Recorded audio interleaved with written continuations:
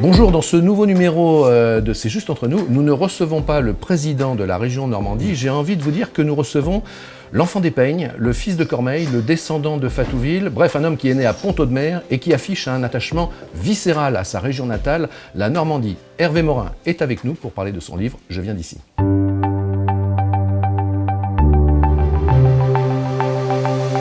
Bienvenue Hervé Morin. Merci. Dans ce cadre intime du restaurant Le Vieux Carré à Rouen que vous ne connaissiez pas. Non, mais c'est vrai que j'ai peu d'occasion d'aller déjeuner au restaurant. Mais ravi de vous faire une découverte. Oui, merci. Alors le livre. Mais je conseille à tout le monde d'y aller, c'est vraiment un endroit hyper sympa, c'est très mignon. Ouais, c'est ce qu'on pense et aussi. Ça sent super Et ça bon. sent bon. Et ça sent super bon. Alors ça se voit pas à l'image, mais ça sent bon. Alors le bouquin, le voici. Je viens d'ici. Alors première question. Alors précisons-le, attendez, juste avant la première question. Paru aux éditions des Falaises et sur des photos de Guillaume Delobier. Un Normand. Un Normand. Donc, qui est un des grands photographes, une des grandes signatures françaises. Et honnêtement, les photos sont magnifiques. C'est pas facile parce que moi, je lui ai donné la liste des endroits que je voulais, à la fois des produits, des personnes, des sites, des paysages. Et je lui disais l'endroit, puis après, il se débrouillait parce que bien entendu, je pouvais pas l'accompagner. Et donc, le rendu exceptionnel. On a Alors, j'ai eu un vrai sujet, c'est avec la maison d'édition, parce que là, moi, le choix de la couverture. Non, le choix de la couverture. C'est toujours un problème avec les maisons d'édition. La patronne de la maison d'édition trouvait que la photo, ça n'allait pas. Ouais. Mais au-delà de ça, c'est que moi, j'aurais volontiers fait un bouquin avec 250 pages, quoi. Vous voyez, il en fait 141. Ouais, avec plein d'autres photos, tellement il y a des photos magnifiques. Et puis, Magdalena Marin m'a dit non, Hervé, on peut pas aller au-delà de 150, quoi, c'est pas possible. C'est quoi l'histoire du choix de la couverture? Parce que je crois que c'est vous qui l'avez imposé, la couverture. C'est-à-dire que moi, je ne voulais pas une image de la Normandie comme on la voit partout, avec les pommiers. Les chaumières, les vaches. Le Cotentin, c'est pas là où j'ai grandi, puisque moi, je suis né, je vis dans le Pays d'Auge. Mais je voulais, à travers cette photo, d'une part, elle est très belle, et deuxièmement, dire, mais la Normandie, vous ne la connaissez pas. La Normandie, c'est pas simplement le Mont-Saint-Michel, Deauville, les falaises d'Étretat, c'est beaucoup d'autres choses. Première question, quand je regarde la couverture de ce bouquin, je viens d'ici, c'est sous-titré Normandie. Dans une bonne première partie, vous êtes très personnel, vous êtes très, très sensuel, très émotionnel. Vous vous rappelez d'ailleurs une jeunesse, on y reviendra. Et pourquoi n'avez-vous pas été plus possessif, c'est-à-dire sous-titré Je viens d'ici, ma Normandie? En disant je viens d'ici, j'ai pas besoin de mettre ma Normandie, j'allais dire ça va de soi. Normandie, c'est simplement parce que, si on est honnête, Normandie, c'est pour que quand vous êtes dans une librairie, vous puissiez vous dire ce paysage-là et ce bouquin-là fait référence à la région. Finalement, c'est peut-être pour qu'on se l'empare tous, ce bouquin, voilà, que ce soit la Normandie de tout le monde, voilà, en quelque sorte. C'est ça. Alors vous dites, cette grande région m'a tout appris et a fait en grande partie ce que je suis. Je me demande si vous n'exagérez pas un peu, dans la mesure où votre parcours vous a énormément structuré, vous a appris plein de choses. Par exemple, donnez-nous une idée de ce que vous a particulièrement appris. Une chose parmi d'autres. Elle vous a appris quoi, cette Normandie ? Moi, je suis un peu comme les Normands, d'ailleurs, dans leur origine. Je suis plutôt un homme de la terre. C'est-à-dire qu'on dit souvent les Normands sont arrivés par la mer. Vous êtes plus terrien que maritime. Ils ont tourné le dos à la mer ensuite. Moi, j'ai besoin de la terre. La terre m'apaise. Je voulais être paysan. Et c'est pas une fable. Je voulais vraiment être agriculteur. C'est mon père qui s'y est opposé. Je pense que j'aurais été très heureux dans ce métier. Oui, c'est ce que vous dites dans le bouquin, d'ailleurs. Vous le dites, oui. Je pense qu'il m'a... S'il fallait me dire... Quel est l'élément probablement qui a le plus bâti mon histoire, c'est cet attachement profond à la ruralité. Quand je suis avec des paysans, je me sens bien. Je sais que je suis chez moi, quoi. Ils sont parfois un peu rudes, ils vous secouent, mais c'est chez moi. Je peux pas être en défaut quand je suis face à un agriculteur parce que mes deux grands-pères l'étaient. Mon père en faisait aussi sa passion, même si à l'origine il avait une entreprise de maçonnerie, mais il a fait de l'élevage. Et donc, au bout du compte, cet enracinement, cette solidité, je suis peu sujet à l'inquiétude du moment. Je relativise beaucoup parce que je pense qu'il y a des choses très profondes et qu'il y a beaucoup de choses très superficielles. Je pense que la vie, en vérité, est une immense vanité. En vérité, il y a 2 ou 3 éléments fondamentaux dans la vie. Il y a des événements extrêmement graves. Il y a votre famille et ce que vous aimez, et puis il y a le fait d'avoir un toit et d'être en capacité de manger et d'être en bonne santé. Voilà. Mais le reste est souvent beaucoup de vanité, beaucoup de superficialité. Et je pense que ça, c'est très profondément normand. On est attaché à des choses profondes.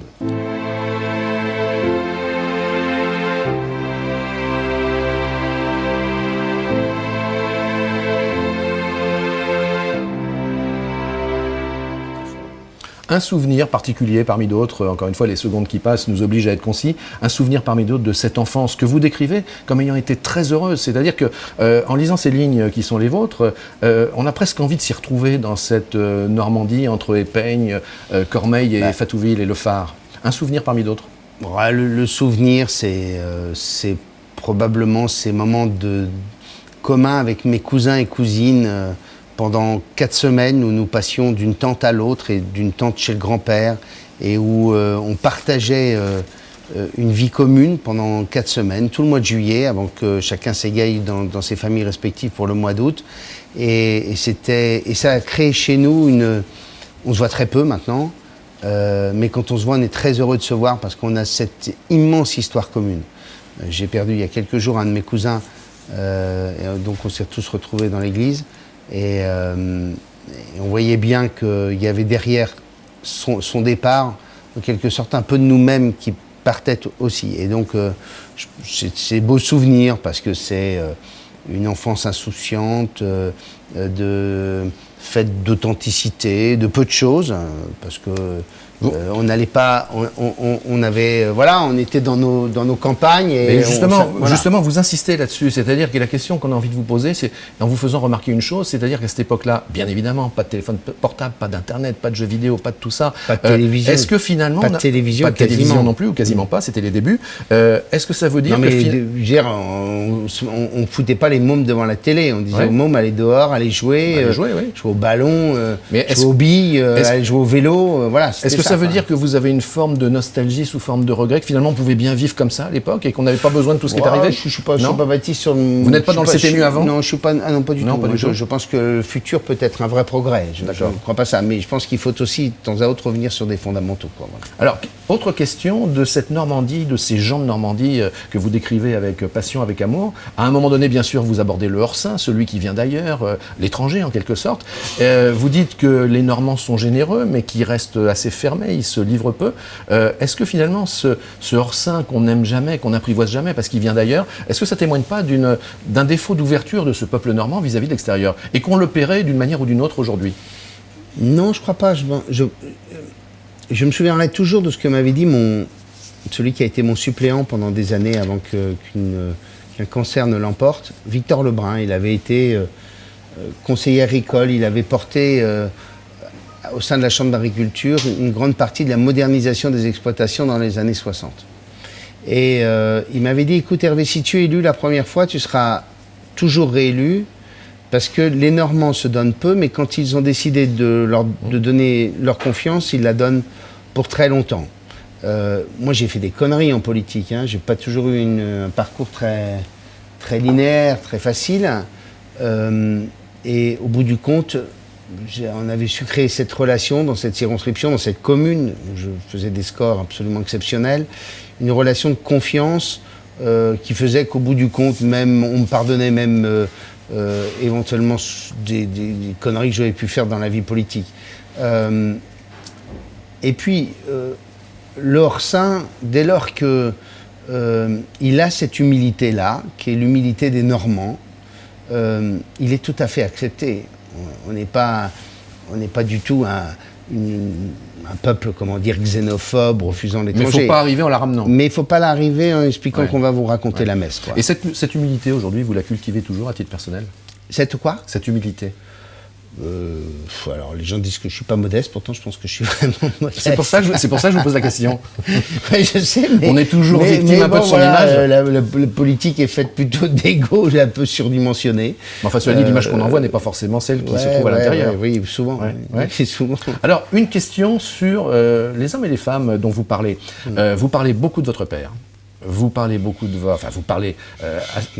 votre grand-père, d'ailleurs auquel vous portez une admiration importante, on le sent, et puis très peu de votre mère, juste un peu, très peu de votre grand-mère. Patrick Juvet, où sont les femmes? Parce que ma mère était plus effacée que mon père, parce que mon père avait la qualité et le défaut de la qualité, c'est-à-dire qu'il aimait profondément la vie, donc il aimait la vie et donc le travail, et il aimait la vie, ce qui faisait que avec lui les moments étaient extrêmement joyeux, festifs, gais, drôles. Et on était aussi dans une société très patriarcale. Et ma mère était, elle, obligée de mettre de la rigueur dans le système. Ouais. Et donc, elle avait le mauvais rôle. Enfin, empêcher voilà. Que ça parte un peu à volo. Ouais, voilà. Oui. Alors, je vous relance encore une fois là, où sont les femmes. Au travers du livre, vous parlez des gens, il y a des belles photos d'ailleurs, de ceux qui sont éleveurs, cultivateurs, agriculteurs, restaurateurs, propriétaires de maisons d'hôtes, et j'en oublie. Là encore... Chef d'entreprise. Chercheurs. Là encore, beaucoup d'hommes. 1 ou 2 femmes, peut-être 3. Le reste, c'est des mecs. Où sont les femmes ?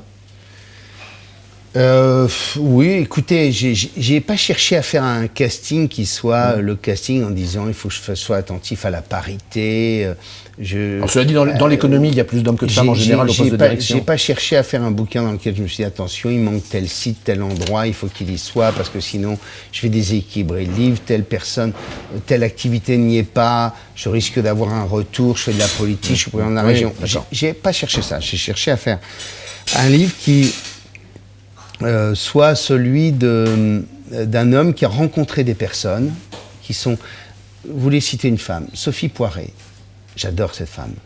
Elle est la seule prof de droit normand. Elle a une passion pour notre région extraordinaire. Elle est enthousiaste, cultivée. Elle vous fait partager la passion qui est la sienne. Je l'ai rencontrée peu de temps après avoir été élu président de région. Elle m'a raconté un certain nombre de choses et maintenant elle fait partie des amis.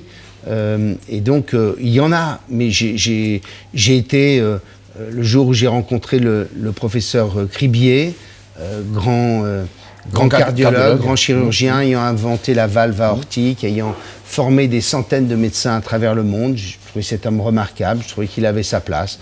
Donc j'ai pas cherché à me dire il faut que je sois dans l'équation et la parité parce que c'est politiquement correct. L'enfance, c'est bien sûr l'éducation, c'est la classe, c'est les maîtres et les maîtresses. Et vous avez il y a une maîtresse que je cite dans mon livre, qui est mon institutrice. Ouais. Vous en parlez de ces instituteurs et de ces institutrices. Ouais. Vous les qualifiez dans votre livre d'extraordinaires. Vous renvoyez à cette idée de l'école de Jules Ferry. Est-ce que vous voulez dire par là que finalement l'éducation nationale en a beaucoup perdu aujourd'hui ? Non, je pense qu'on fait un mauvais procès à la plupart des instituteurs et des professeurs.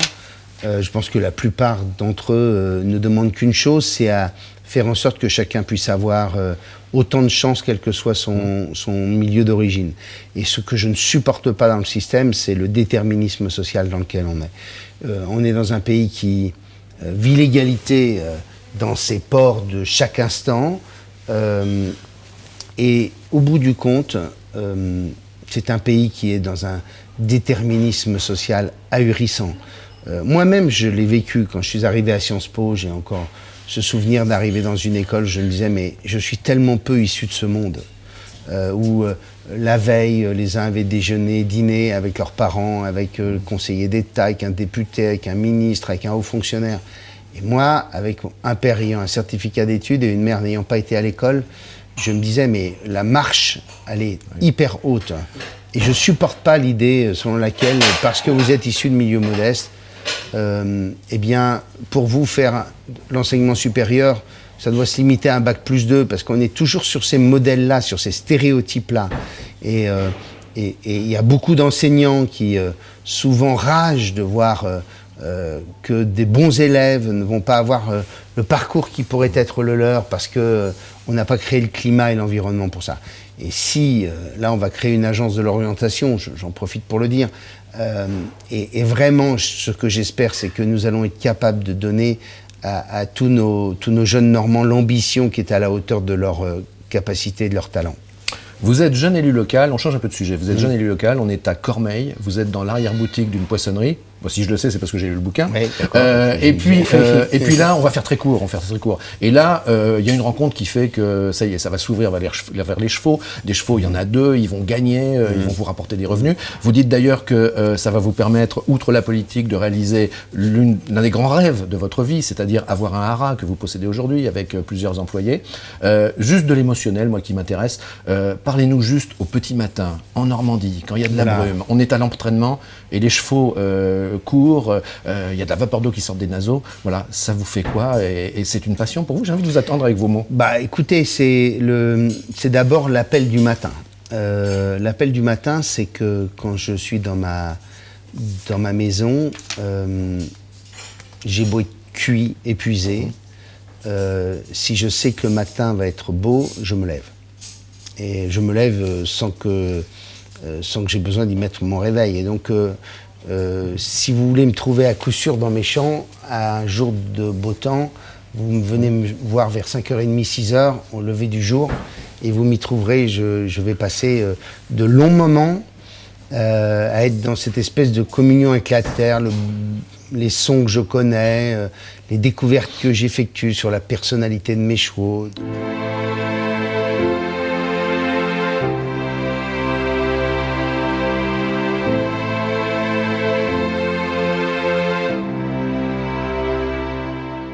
Quelques mots sur l'ex-Haute-Normandie, parce que finalement il y a 2 parties dans votre bouquin. Il y a une partie très émotionnelle, et on le voit bien, qui concerne l'ex-Basse-Normandie, et on comprend bien pourquoi, c'est de là que vous êtes. Et puis après, non, parce que moi je suis Haut-Normand.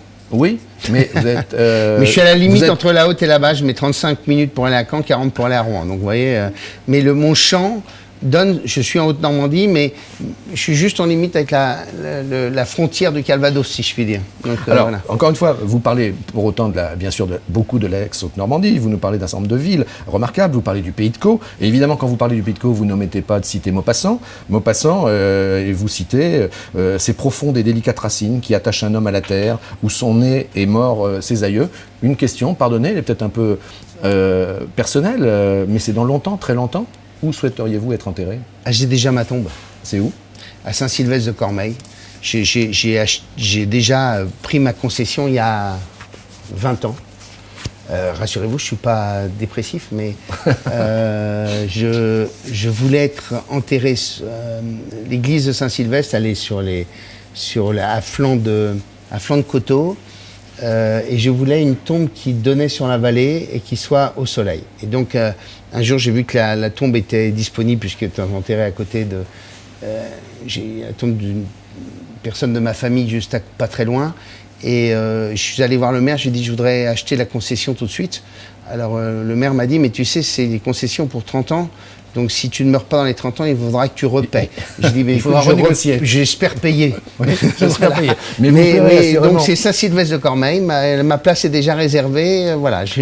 Allez, on termine sur les plaisirs, on termine sur la gastronomie normande. Vous nous parlez de beaucoup de choses. Vous nous parlez des huîtres, évidemment. Et vous rappelez d'ailleurs que la Normandie est la première région de conchylicole de France, productrice en France. Avec une tous les Normands ne le savent peut-être pas. Non, et puis vous savez, notre problème, c'est qu'il nous faut finir par avoir ce label l'huître de Normandie parce qu'on se fait piquer une partie de la valeur ajoutée. Ouais. Certains vont dans les brasseries parisiennes ou rouennaises manger une huître dont ils pensent qu'elle vient de Charente-Maritime, si vous voyez ce que je veux dire, d'une certaine marque. Bah oui. Et en vérité, c'est une huître normande qui a été rachetée et où la valeur ajoutée est prise par la marque. Même chose pour le camembert, l'appellation camembert de Normandie qui devrait nous permettre de nous réapproprier ce terroir et de le garder en exclusivité. Nous sommes la première région française en termes de signes de qualité. Donc ça prouve la puissance de notre terroir. Le bulot. Allez, ouais. la recette d'Hervé Morin pour le bureau, je l'ai lu dans le bouquin aussi. Le bulot, c'est pas compliqué, 20 minutes. 20 minutes. Bien épicé, bien assaisonné. Bien épicé, c'est comme le bigorneau. Si vous voulez avoir un bon bigorneau, il faut qu'il soit bien épicé, il faut mettre pas mal de sel, de poivre, un peu de piment. Et sur le bulot, 20 minutes à un court bouillon bien chaud. Et là encore, une appellation aussi qui protège le bulot de Granville. Bah ouais. Et ça, c'est lié à des pêcheurs qui, au début des années 80, ont su protéger la ressource. Ils ont dû prendre lourd quand ils ont dû défendre l'idée qu'on allait limiter la pêche du bulot. Et au bout du compte, aujourd'hui, eh bien, ils en sont récompensés parce que plusieurs décennies plus tard, on a une IGP sur le bulot et on a encore une ressource qui est importante.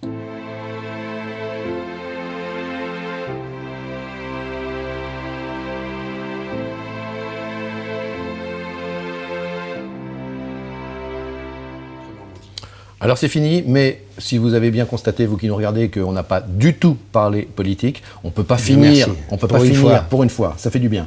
On peut pas finir sans avoir une petite anecdote, et il y en a une d'ailleurs dans le bouquin, qu'on peut conseiller à tous les candidats de mars 2020 pour gagner. Le persil plat. Voilà, le persil plat. Pour gagner les élections, mets du persil plat dans tes chaussettes. Et c'est ce que vous avez fait. Vous le racontez.